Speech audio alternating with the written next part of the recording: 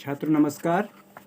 कक्षा 9वीं पाठ 1 संख्या पद्धति से 1.4 के कुछ प्रश्न लेकर आया हूं मैं। ठीक है, इसके पहले भी मैं आपको जैसे संख्या रेखा पर करने के निरूपण बता चुका था। अभी प्रश्नावली 1.4 को आज हम कंप्लीट करते हैं। ठीक है, देखेंगे। पहला आपका मैं प्रश्न ले रहा हूं, सरल कीजिए। सरल कीजिए तो मैं करनी वाले सवाल आपको बताने जा रहा हूं। कौन से? करनी वाले। ठीक है, पहला सवाल देखेंगे। मैंने लिख लिया, पहला सवाल है। प्रश्न दूसरे का पहला ले रहा हूं मैं, तो देखिए 3 धन करनी 3, 3 धन करनी 3 और दूसरे ब्रैकेट में 2 धन करनी 2। ठीक, जब दो ब्रैकेट एक साथ हो, उनके बीच में कोई साइन नहीं हो, इसका क्या मतलब होता है? इसका मतलब होता है बच्चों कि इनके बीच में है मल्टीप्लाई यानी गुणित का चिन्ह। ठीक है, अगली स्टेप में देखें क्या हो जाएगा आपका। सबसे पहले तो आप कर लो 3 धन करनी 3, लगा लो गुणित 2 धन करनी 2, 3 plus under root 3 into 2 plus under root 2। ठीक है, अब आपको पता है जब दो कोष्टकों की बात हो तो पहली संख्या ली, इसका गुना इन दोनों में करेंगे। ठीक, गुणित के लिए फिर से मैंने लिखा 2 धन करनी 2। फिर दूसरी संख्या लेंगे, क्या लिया आपने? करनी 3, गुना करेंगे 2 धन करनी 2 में। यहाँ तक आ गई बात समझ? चलिए, पहली संख्या दूसरे कोष्टक में गुना, ये लिखा। दूसरी संख्या चिन्ह सहित दूसरे कोष्टक में गुना। बोलो 3 दूनी 6। अब 3 का गुना अंदर नहीं होगा क्योंकि 3 खुला है और ये अंदर है। 3 का गुना यहाँ के 1 में होगा। समझ गए ना? तो देखिए क्या हो जाएगा आपका, 3 एकम 3 करनी 2। ठीक, आगे पहुंचे। फिर इसका गुना इसमें, तो 2 का गुना यहाँ पे जो बाहर 1 है इसमें होगा। तो फिर बोलिए क्या हो गया? 2 करनी 3, फिर करनी 3 का गुना अंदर। तो अब देखो ये भी करनी के अंदर है, ये भी करनी के अंदर। करनी 3 का गुना इसमें तो करनी 6। क्या खुला 6 और कहीं है? नहीं। 3 करनी 2 और कहीं नहीं है। 2 करनी 3 नहीं है। सब संख्याएं आंसर में अकेली अकेली है, इसलिए यही आपका क्या हो गया? आंसर। क्लियर? अरे यही क्या हो गया आपका? आंसर। दूसरा प्रश्न देख लीजिए आपका, ये हो गया पहला। अब मैं आपको बता रहा हूं इसी का दूसरा प्रश्न। ठीक है, देखेंगे। दूसरा प्रश्न जैसे आपने देख लिया, 3 धन करनी 3। ठीक है, गुणित में आपने लिख लिया 3 ऋण करनी 3। वैसे तो सूत्र भी लग रहा है, ए धन बी गुणित ए ऋण बी। चलो, किसी बच्चे को सूत्र याद नहीं है, ये तो याद रह सकता है ना। इनके बीच में सबसे पहले हम क्या लगा ले? इनके बीच में हम सबसे पहले लगाएंगे गुणित। लगा लिया। अब देखेंगे पहली संख्या पूरे में गुना। पहली संख्या 3 ली, गुना किया पूरे में 3 गुणित 3 ऋण करनी 3 हो गया। धन करनी 3 लिया, ले लिया दूसरा पद, फिर पूरे ब्रैकेट में गुना 3 ऋण करनी 3। इतना तो मेरे हिसाब से सबको आता है। बहुत सरल सवाल लिए हैं आज 9th के लिए। तो देखेंगे 3 तिया 9, 3 का गुना यहाँ के 1 में तो ऋण 3 एकम 3 करनी 3। 3 तिया 9, 3 का गुना यहाँ पर जो बाहर 1 है उसमें हुआ। धन, धन और धन का गुना धन 3 एकम, ये 3 का गुना यहाँ के 1 में हुआ तो वह 3 करनी 3। धन और ऋण का गुना ऋण करनी 3 गुणित करनी 3 यानी करनी 3 पे लग गई घात 2 वर्ग। क्यों? ये 1 करनी 3 और 1 करनी 3, इनकी घात हो गई 2 वर्ग से करनी हटी। अब बोलिए क्या हुआ आपका? 9 जैसे का वैसा, ऋण 3 करनी 3 हट गया, 3 करनी 3 धन के से, मतलब ये और ये आपस में कट गए। ठीक है, हो गया। आपका यहाँ से 9 बचा, यहाँ से बचा 3। आपका आंसर कितना आ गया? आंसर आ गया 6। 2 सवाल मजाक मजाक में बड़ी आसानी से आपके क्या हो गए? तैयार। ठीक है, अगली स्टेप देखें।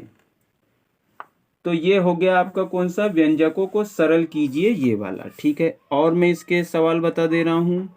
और कितने सवाल देख लीजिए, 4 तो सवाल ही है। तो एक आध और ले लेते हैं। तो जैसे अपन ने देख लिया कौन सा क्वेश्चन, तीसरा क्वेश्चन क्या है, कोष्टक के अंदर करनी 5 धन करनी 2 पूरे का वर्ग हो गया। किसी पे भी वर्ग लगा मतलब वो ये संख्या की घात जितनी है वो उतने बार है, मतलब ये पूरी संख्या 2 बार है। तो आपने लिखी करनी 5 धन करनी 2 गुणित में करनी 5 धन करनी 2 कोष्टक बंद। अब मुझे बताइए यहाँ पर फिर वही तरीका अपनाए, पहली संख्या, ठीक है, पहली संख्या पूरे में गुना, दूसरी संख्या पूरे में गुना। पहली संख्या ली, करनी 5 गुना किया, करनी 5 धन करनी 2 में। दूसरी संख्या ली, करनी 2 गुना किया, करनी 5 धन करनी 2 में। ठीक, अगली स्टेप देखेंगे, करनी 5 का गुना पहले देख लो, मैं अब चीज से बता रहा हूं। करनी 5 का गुना करनी 5 में तो करनी 5 का वर्ग, ठीक।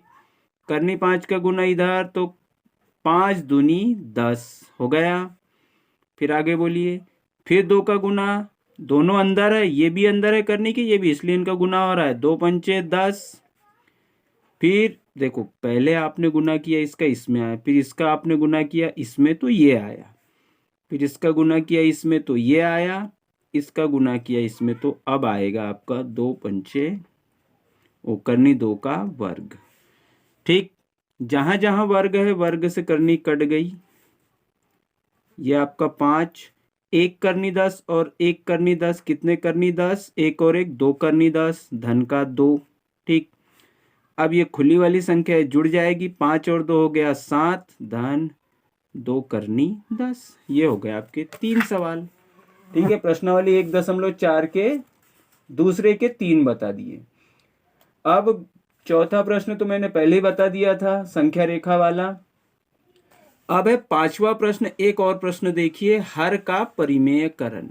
ठीक है, प्रश्न कौन सा है भाई, ये प्रश्न है आपका, सबका ध्यान इधर होना, प्रश्न है आपका पांचवा प्रश्न क्या है, हर का परिमेयकरण कीजिए। हर का क्या कीजिए, परिमेयकरण कीजिए। ठीक, हर का परिमेयकरण करेंगे तो इसमें पहला सवाल तो एकदम सरल है, ठीक है। दूसरा बता रहा हूं मैं, दूसरा सवाल देखिए, इसका क्या है सवाल, बोलिए दूसरा।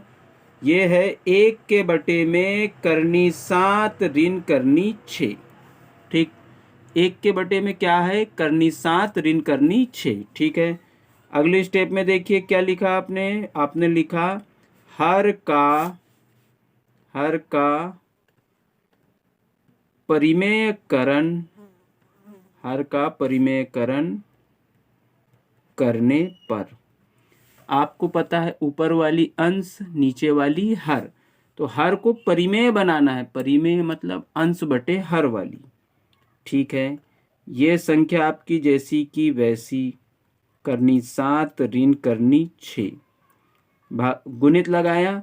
अब हर का परिमेयकरण करना मतलब हर का अंश में भी गुना करना है, हर का हर में भी, लेकिन चिन्ह बदल कर। तो ये हो गया आपका, बोलिए, करनी 7 धन करनी 6 बटे में करनी 7 धन करनी 6, इसी का गुना किया है हमने दोनों में, लेकिन ये ऋण का हो गया धन। अगली स्टेप, करनी 7 का गुना 1 में तो करनी 7 है कम करनी 7, करनी 6 का गुना 1 में तो करनी 6। जब भी हर का परिमेयकरण होगा बटे में यही सेम स्टेप चलेगी, कौन सी, ए ऋण बी गुणित ए धन बी बराबरी से होता है ए का वर्ग ऋण बी का वर्ग। कारण क्या लिखा, जबकि ए ऋण बी गुणित ए धन बी बराबरी से क्या लिखा, ए का वर्ग ऋण बी का वर्ग हो गया। तो ऐसा आपको उनने दिया था, ये देखिए ऐसा दिया था, आपने ऐसा लिख दिया। अगली स्टेप, करनी 7 धन करनी 6 जैसे का वैसा, वर्ग से 7 के ऊपर की करनी कटी, वर्ग से 6 के ऊपर की दोनों हो गए बाहर। अब बोलिए आपका क्या हो गया, करनी 7 धन करनी 6 बटे में 7 में से 6 गया, कितना बचा 1, बटे के 1 को लिखना कोई ज़रूरी नहीं है। तो आपका आंसर क्या आ गया भाई? करनी 7 धन करनी 6। ठीक है, ये हो गए आपके परिमेयकरण वाले एकदम आसान सवाल। चलिए धन्यवाद।